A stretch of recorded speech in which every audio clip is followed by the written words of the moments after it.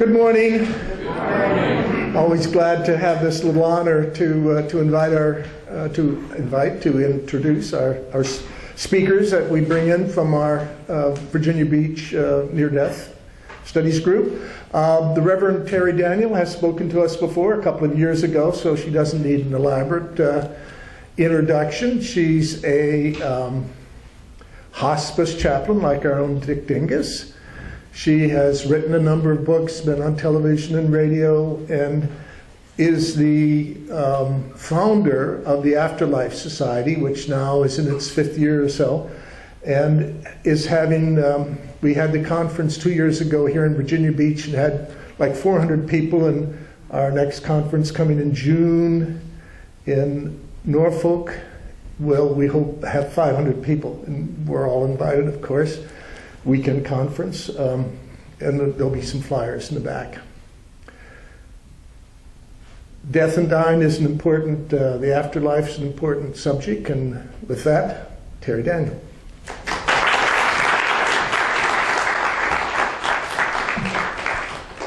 Hello, y'all. Hello. And I really meant y'all. I wasn't making fun of this afternoon. You know, I was thinking about when I was first here, it was, I think, December of 2009. That was 5 years ago. Is that right? Yeah.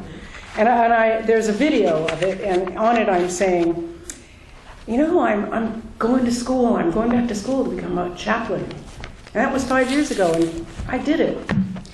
And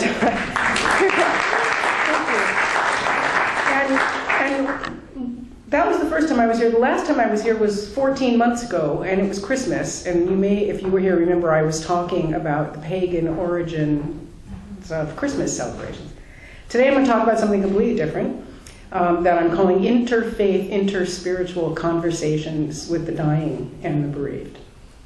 And my background, most of you know, maybe you don't, but I kind of got into this death and dying business because my son died when he was 16. And I began getting messages from him from the other side. And we wrote a book together, and I felt very divinely directed to do all this stuff that I'm doing, to go back to school, to start volunteering in hospice, to then write another book, to start the Afterlife Conference, to become a chaplain, to do all this stuff. So thank you, Danny. And what I learned from that experience of my own loss with my son was that it wasn't an accident. It wasn't random. It didn't happen for no reason. It had a very, very powerful purpose in my life. If it wasn't for that event, I wouldn't be standing here talking to you today. I wouldn't know what I know. I wouldn't do what I do. And so that kind of put me along the way to my own personal theology, if you will, and my own personal view of death, and the books that I now write and the stuff that I now teach, which is loss and trauma as a gift of transformation. And it's very hard to put that idea across to people who are in deep, acute pain with their loss. And I would never say to a person who just found out that their child got hit by a car, oh, well, there's full of gifts, you know, someday you'll see what it means. Obviously, you don't do that. But I'm going to talk from that place today, and I'm going to assume you're all okay with that. And I'm going to read you just a little short paragraph from one of my books where it kind of explains my position, because I think it's important to make that clear. So here's what it says. I've spent a lifetime studying metaphysics and spirituality, and I believe unequivocally that there are no good or bad experiences, only the soul's constant craving for growth and expansion. In this view, illness and death are not experiences to be avoided, but to be embraced with gratitude for the shifting of perceptions and the gift of growth they provide. In a state of gratitude at this level, we accept every experience with love, because we recognize it as one of our own soul's creations. Even something as painful as the death of a child can be seen as part of a flawless pattern of perfection that moves the family and the entire soul group forward in unexpected ways. So that's pretty much where I come from with grief. And going through the training that one goes through to be a clinical chaplain, as Dick well knows, one of the things that is impressed upon us the most is that we leave our personal view at the door. We never ever bring that into the room with a patient or a client. So I decided today I would tell you a few things that I've encountered in this work that you'll find kind of amusing, but also really interesting. I now work in a hospital, not in a hospice, so it's a very different scenario. There's not a lot of death there. They don't let you die in the hospital. They don't want you to die. They don't support that process in any way. And we'll talk a little bit about that. But I wanted to sort of go over the three ways that people look at death. One way, which is kind of the mainstream way that we have in our culture, is the heaven and hell story. If you're good, you go to heaven. If you die, you go to hell. There are little interventions you can do along the way to be saved from hell. And if you don't do that, you're going to go. And that's a whole theological story that we don't have to discuss today. But that's one of the views. Another view of it is that you don't go anywhere, that it's just total obliteration, flatlined. You're just this flesh, and when the flesh is gone, you're gone. And of course, that's also the popular view. And the other view is the one that I think most of us here share, is that we are not these bodies. We are these essences that inhabit these bodies, and when we die, this essence, this consciousness, continues to exist somewhere. And we have all had different experiences and different intuitions about where that somewhere is. So those are the three ways to look at death. I have not found any others, but if you know of one, feel free to raise your hands and let me know what it is, and I'll add it to my talk. So, oh, yes? Death is not to exist. Death is what? Not to exist. Not to exist? Not to exist and not to be defined. Okay, so death means not to exist, which is sort of the flatline one, where if you die, you no longer exist. And it's interesting, I said this yesterday in my talk at IAMS, the fear of death is the root of all neurosis. All neurosis. Because what the fear of death is exactly what you're talking about, the fear of disappearance. So I, Terri, Daniel, have an identity, I have attachments, I have people that I love and things that I do that make me who I am, and the fear of death would look like I'm afraid of losing all that. And many people do fear that when they have the belief that says death is total annihilation. And if I was having a conversation with someone who said death is total annihilation, this would be my question to ask them. If we come from nothing, if we come from non-existence into existence, and we exist here for, say, 75 years, and then we die, and we go back to non-existence, what was the point? And that's something to ponder, isn't it? And if I was sitting with a patient who wanted to have a discussion with me about this might be a typical kind of question that we would have. If I was sitting with a patient who was terrified of going to hell, all I would be able to do would be to support them and listen to them and be with them in that view as much as I could tolerate. And it would not be easy for me to do that. And I might call another chaplain to come and talk to them instead of me. But this is, would you agree? I mean, this is what we learn. We meet them where they are. So my view of life and death and everything else is essentially Buddhist. And so if I'm talking to somebody from Assemblies of God, for example, we're going to have a very different view. I told this story yesterday to somebody. I was with a family in the hospital, and the wife of the patient was showing me a picture of her dog on her phone. And it was this cute little dog, and it was in the downward dog yoga pose, right? That's why they call it that, because you've all seen your dogs do it, right? And I went, oh, your dog's so cute. It's doing downward dog, that's a yoga pose. That's why they call it that. She grabbed the phone out of my head and she said, we don't believe in yoga. But the dog does. Learn something from, it's like, lady, you ought to try that pose someday and see what wonderful things it does for your body. But, I can't tell her that.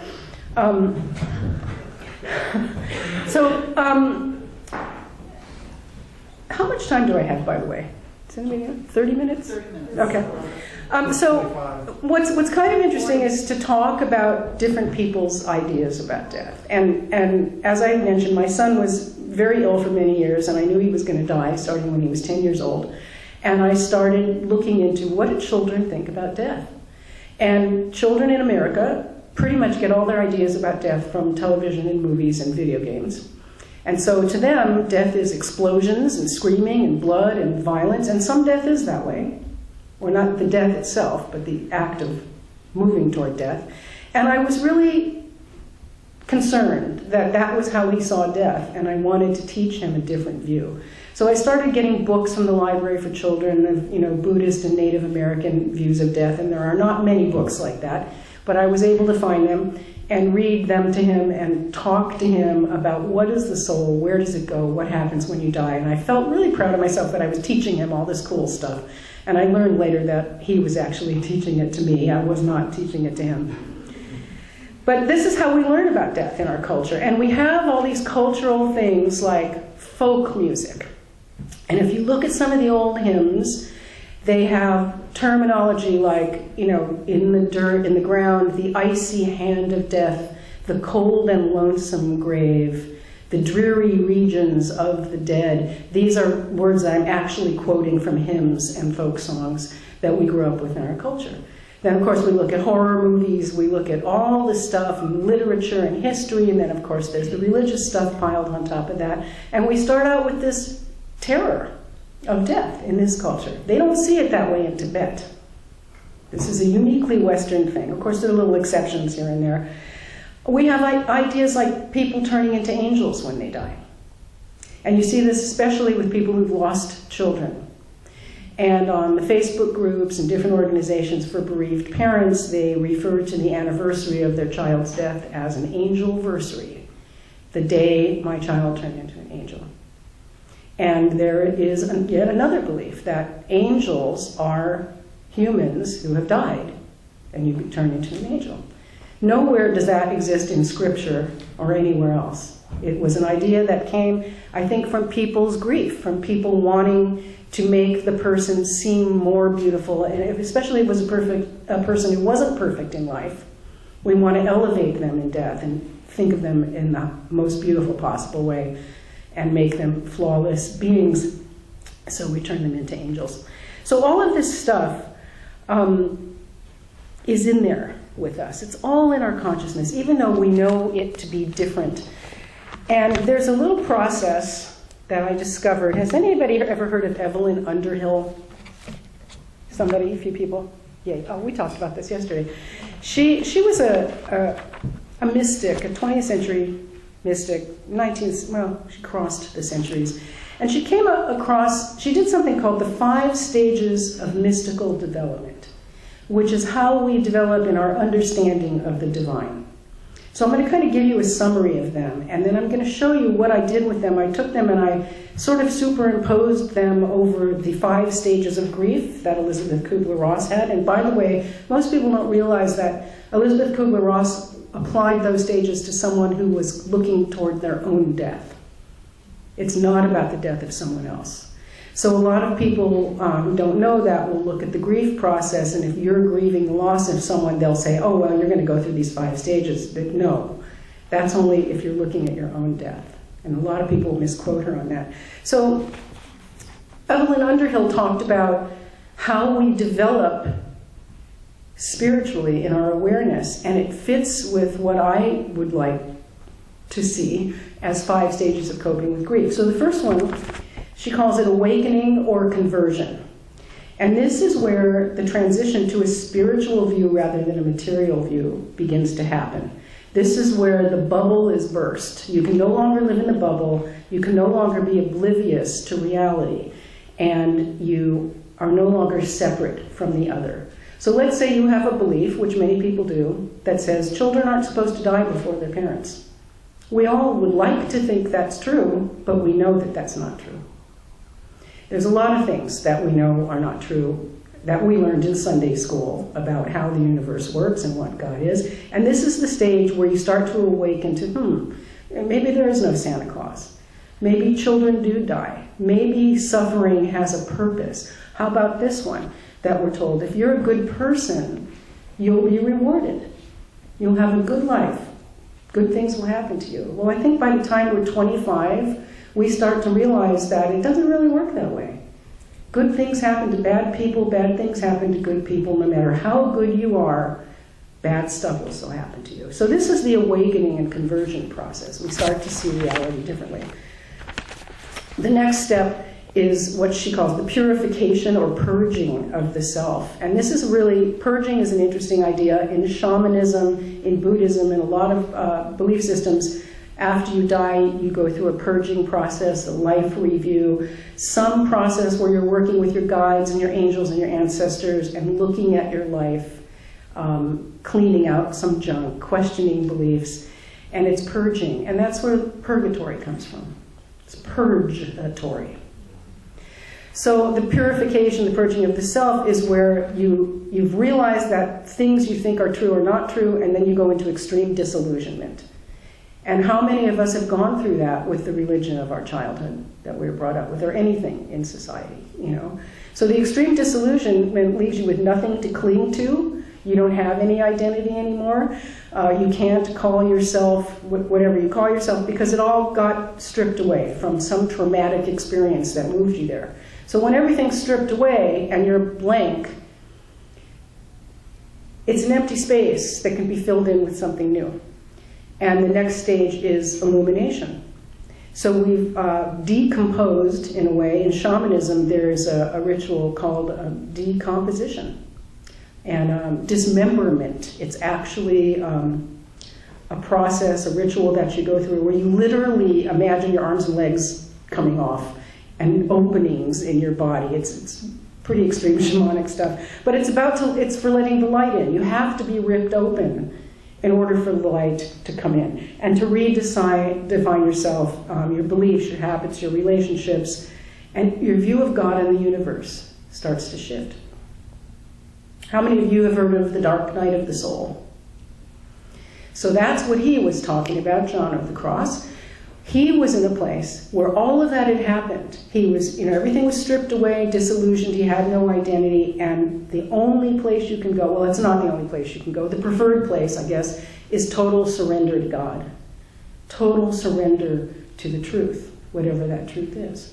It could be anything that you're facing that you don't like. A serious illness, a death or a loss, a divorce, loss of a job, disability, whatever you've got, you go through this process. This is, I think Elizabeth Kubler-Ross was kind of following this because I'm sure she knew who Evelyn Underhill was. So in total surrender, former realities, relationships, and structures no longer serve us. So the belief that marriages should last forever doesn't serve us anymore when our spouse leaves us.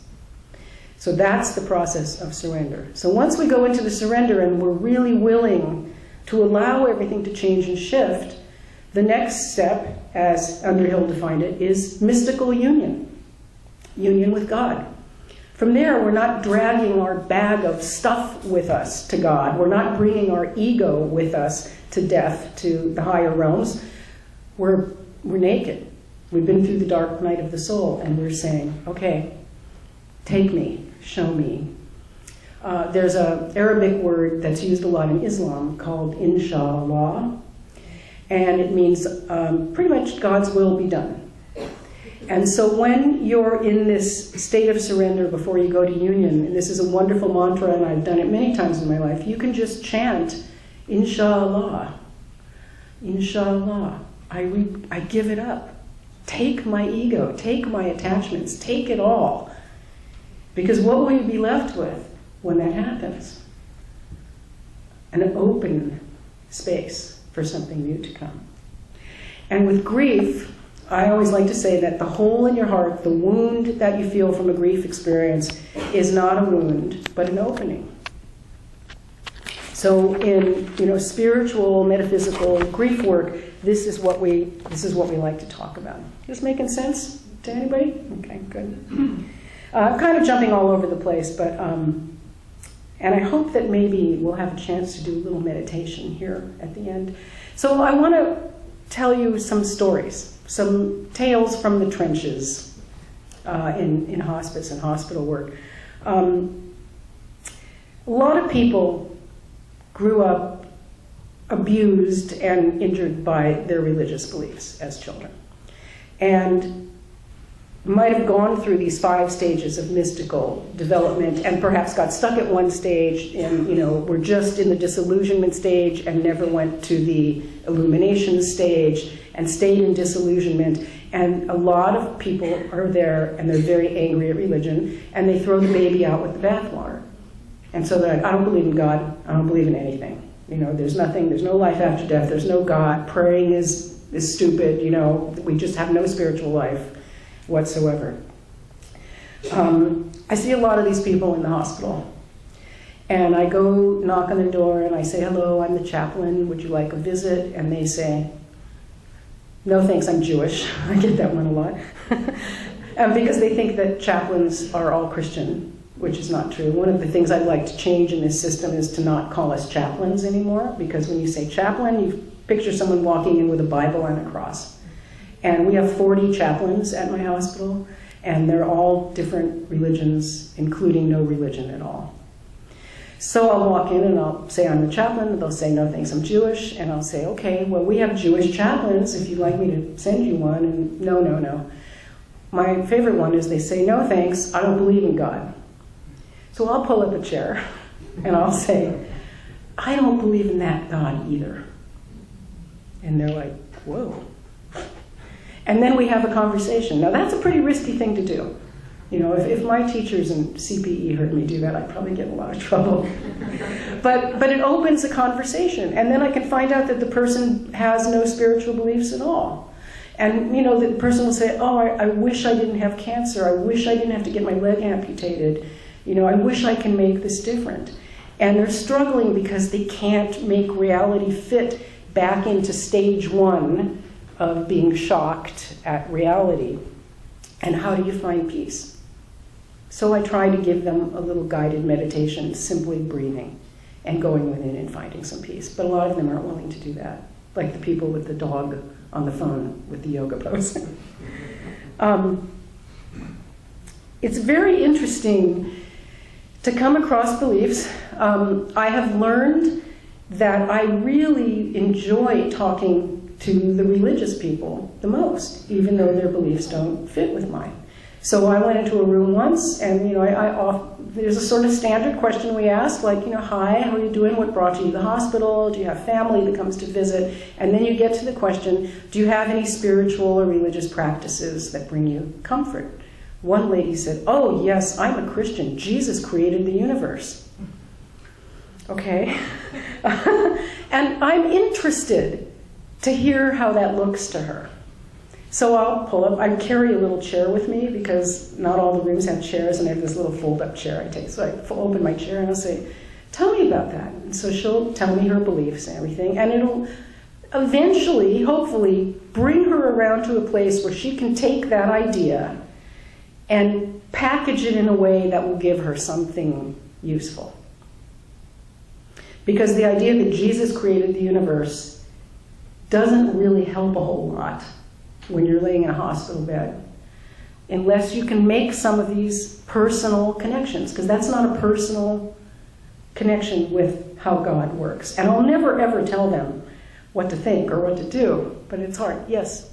I'd like to interject what it is that they package, the perception, giving hope. It's hope. Yes, it's giving them hope. But hope is a really interesting question. Hope for what? And this is a question we ask a lot in grief work. Hope for what? You'd be surprised, and that's what my new book, Turning the Corner on Grief Street, is about, how many people actually say, I will never recover, I will not be okay until my dead husband is returned to me. That's what they're hoping for. They're hoping it didn't happen. And that's a whole other category of grief, and I run into it a lot with bereaved parents. They're completely unwilling to open up, to go through those 5 stages of mystical awareness. And I understand that. I know the pain. I know what it feels like. But I also know that you can do something with that pain if you want to. And you don't have to. There's a big population of people who are very, very addicted and very entrenched into their pain because it's an identity. You wear a flag. I'm a widow. I'm a bereaved parent. It's what I used to call it a sandwich board. Like, when the guys used to walk around with those sandwich boards, and you wear your identity on the sandwich board. And that's fine. You can do that. But you'll find that if you don't transform that pain, you will get cancer. You will become addicted. You will get sick. Your life is not going to be a happy one. Richard Rohr said, pain that is not transformed will be transmitted. It's my favorite saying of all. Pain that is not transformed will be transmitted. So if you're that person who says, I will never be at peace until my dead person comes back to me, imagine what's going on around that woman's life, what her relationships are like, what her marriage is like, what her health is like.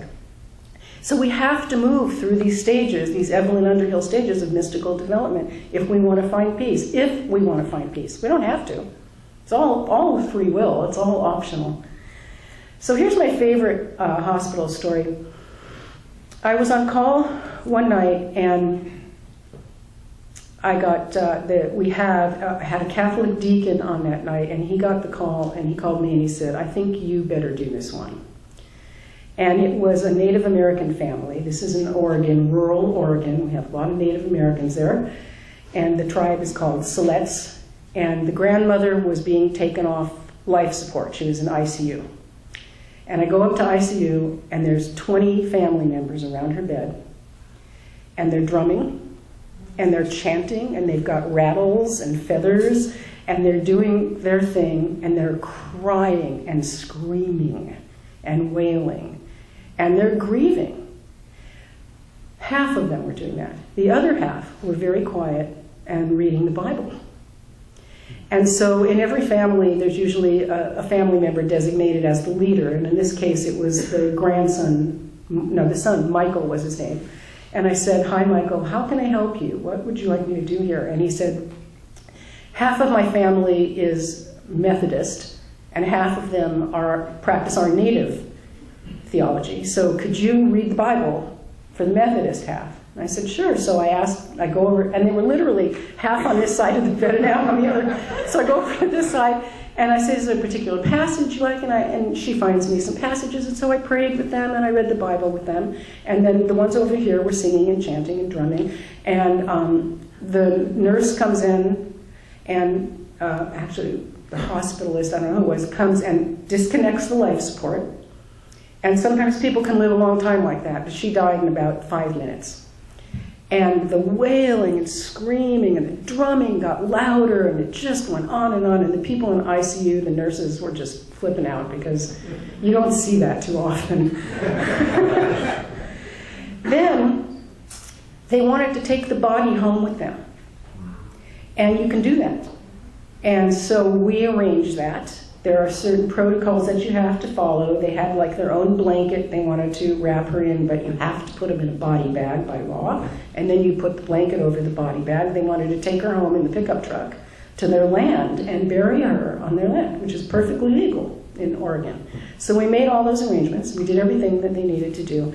And then I went away to do something else. And when I came back a couple hours later, they were all sitting in the waiting room laughing. The kids were playing on the floor. They were eating and drinking coffee and just having a ball because they had blown through all their grief. They had used their rituals that mean something to them. There's a reason we have these rituals, whatever they might be, because it helps us take our pain from being a non-visible, non-tangible, non-touchable feeling and giving it physical form. If you have emotional pain, the simple act of lighting a candle takes it from the non-physical universe and puts it in the physical universe in the form of a candle flame.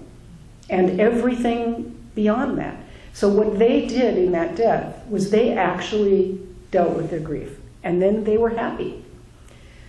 The same night, I kid you not, later that same night, I got another call to ICU. And this was a family where the father, he was in his 80s, was dying. There was his wife and his 2 sons, who were probably around 60-ish. They did not make a sound. They did not shed a tear. I said, what can I do for you? Would you like a prayer? They said, no, we don't really need anything like that. We're fine.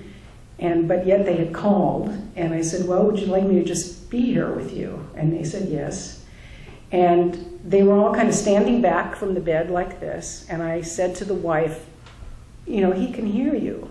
He was still alive. He can go over and touch him. She was afraid. But finally she did, and she whispered in his ear, and I told them, the last sense that goes away when you're dying is hearing, and they can hear everything in the room, which is why you should be very careful having conversations around dying people. Seriously, if you're going to, and people do this.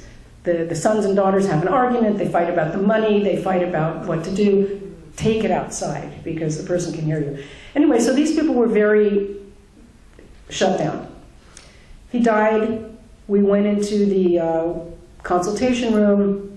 The wife said to me, we made arrangements with the Neptune Society for him. I don't have his ID card, it's at home, but it was definitely the Neptune Society. I told the nurse, they called the Neptune Society, whatever happened, happened.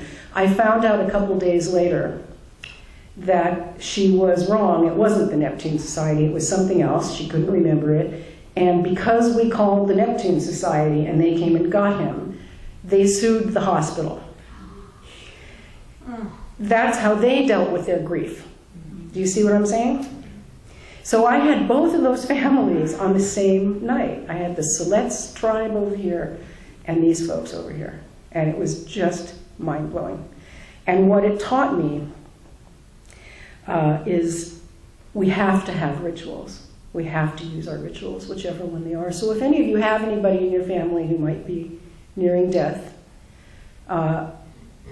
do some research. Look for some rituals that will help you and help the person. There's some of them in my books out there. I want to tell one more quick story and then I'll stop because I'm getting the 5-minute thing. My friend Jean, who's a hospice chaplain in Tennessee, walked into a small inpatient hospice facility with like 10 rooms. And he noticed that the TV in every room was on to the 700 Club. And he found out that one of the volunteers, an evangelical Christian, had gone into every patient's room and turned on the television to save their souls before they died. Of course, she was immediately fired. Because, this is the training you get as a volunteer, and this is why they're so picky about volunteers, because you do not bring your religion into the room with you. So there are lots of wonderful stories like that. But any comments or questions, since we only have 5 minutes? Anybody? Meditation. Oh, you want to do the meditation? Okay. So this is a very short little meditation. Hold on, I got to find it here. You think I would have made a note where it is. Oh, okay. This is something that I do just really simply with people who have anxiety, that they're very ill, there's no way out, they are going to die, and they're scared. And so I try to give them a little sense of what it's like to be connected to the light. And you don't have to be dying to do this meditation. It's just really beautiful. This is a beautiful meditation, and it works on him. So we'll start by closing our eyes, of course, and breathing really deeply and slowly. And try to count your breaths at whatever pace is comfortable for you. Perhaps 1, 2, 3 in, 1, 2, 3 out. Whatever works for you. And if you find yourself straying and going off into your thoughts, just come back to the counting. That will bring you back. Now imagine that every time you inhale, you are breathing in starlight. Picture a starry sky at night, but instead of white stars, they're all colors. And as you breathe, these stars are swirling around and turning into colored stardust. And as you inhale, you breathe in that stardust and let it fill your body from your lungs all the way down to your feet. Back up again, breathing starlight. And when you exhale, Blow that light out again. And imagine that you're taking a shower inside with starlight. Breathing in the light and blowing out the fear, the pain, the anxiety. The light and energy of these stars is filling you. This is the light of creation. It's the energy of everything in the universe. It's the first breath of creation. In this light, everything exists. Every possibility in creation. Every creation of love. As you breathe this energy in and out, you'll know that you're connected to all of that. And you can never, ever be alone. Because everything exists in this light. Including the people that you love. And the people you love that have died. You can call them to you right now. Just call them in. And they will appear. This is where they are. And you can never be separated from them. Because we're all made of this same stardust. Whether in this world or another one. It's always there. Always connecting.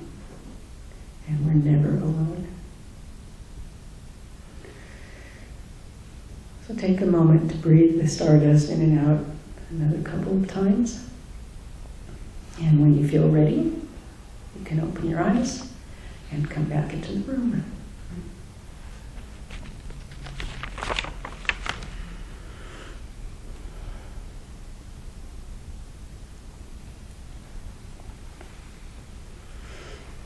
This meditation is really useful for talking to your loved ones in heaven, or Jesus, or anybody you want to talk to. That's where they are. That's where they live. And we can go there.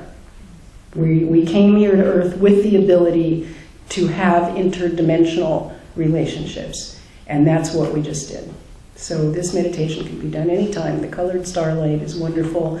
I gave this meditation to a woman in hospice one day, and she loved it. And I came back a couple days later, and she said, she wasn't fully coherent. She said, I had a dream that an angel came into my room and gave me some pills.